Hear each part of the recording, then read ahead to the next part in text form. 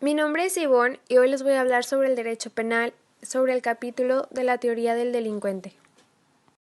Para dar inicio al tema, vamos a hablar sobre las generalidades. Aunque corresponde a la criminología analizar a fondo al criminal desde su enfoque interdisciplinario, también es cierto que desde el punto de vista del derecho penal se pueden apreciar ciertos aspectos para comprender los problemas que ofrece esta ciencia jurídica en torno al sujeto que infringe la norma. A continuación, recordaremos la constante afirmación de Quirós Cuarón, quien decía que no existen enfermedades, sino enfermos, de la misma manera que no existen delitos, sino delincuentes. Noción del delincuente. El delincuente es la persona física quien realiza por acción u omisión la conducta delictiva, y cuya responsabilidad penal ha sido probada y consecuentemente ha sido sentenciado. A continuación hablaremos sobre las denominaciones. En la terminología jurídico-penal también se conoce al delincuente como un sujeto activo o un agente. En la criminología se le llama criminal o antisocial e incluso se le conoce también como un sujeto desviado. En el derecho procesal se le conoce de diferentes maneras. Puede ser arrestado, detenido, denunciado, imputado, juzgado, entre otras más. César Lombroso fue un antropólogo y médico italiano, nacido en 1865. Entre sus valiosas aportaciones históricas, médicas, literarias y antropológicas, legó al derecho penal y sobre todo a la criminología con su teoría llamada el delincuente nato. La teoría del delincuente nato se preocupa por el comportamiento humano y sobre todo por la conducta criminal. Lombroso se dedicó a estudiar en especial a los criminales de su época, trató con enfermos mentales y elaboró una serie de notas de las que extrajo, entre otros aspectos, las características de distintos tipos de delincuentes, a quienes clasificó de acuerdo con sus características antropológicas y psicológicas. Clasificación del sujeto activo. La doctrina lo clasifica en dos, indiferente y calificado. En el caso del indiferente, cualquier persona física puede ser un sujeto activo, ya que la ley no exige características específicas para hacerlo.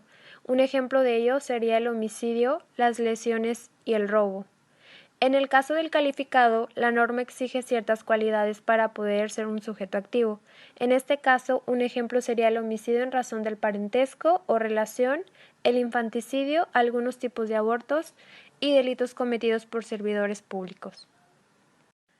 Frecuencia del comportamiento delictivo. En primera opción tenemos la primodelincuencia. En este caso se encuentran los sujetos que por primera vez cometen un delito. En segunda opción tenemos la reincidencia. La reincidencia se presenta cuando un sujeto delinque por segunda vez, siempre que haya sido sentenciado por el primer delito. La reincidencia puede ser de dos tipos, puede ser genérica o específica. La reincidencia genérica se produce cuando la gente delinque por segunda vez al cometer un delito de naturaleza diferente, y la reincidencia específica se presenta cuando el primero y el segundo son delitos de la misma naturaleza. En tercera opción tenemos la habitualidad. Existe cuando el sujeto reincide en cometer dos veces más un delito de la misma naturaleza, siempre que los tres delitos se cometan en un periodo que no exceda a 10 años. En cuarta opción tenemos la ocasionalidad, que ésta se produce cuando el sujeto comete el delito en función de habérsele presentado la ocasión propicia. Puede tratarse de un delincuente primario o de un reincidente. En quinta opción tenemos la delincuencia profesional. Esta trata de desarrollar el comportamiento como una profesión. Incluso el sujeto trata de perfeccionarse y llega a ver especialidades como la comisión de algunos delitos patrimoniales en materia internacional, de cuello blanco. Identificación del delincuente. A continuación mencionaremos algunas ramas que nos ayudan al momento de identificar un delincuente. En primera opción tenemos a la criminalística, esta disciplina que reúne conocimientos técnicos y científicos para la investigación del delito y del delincuente.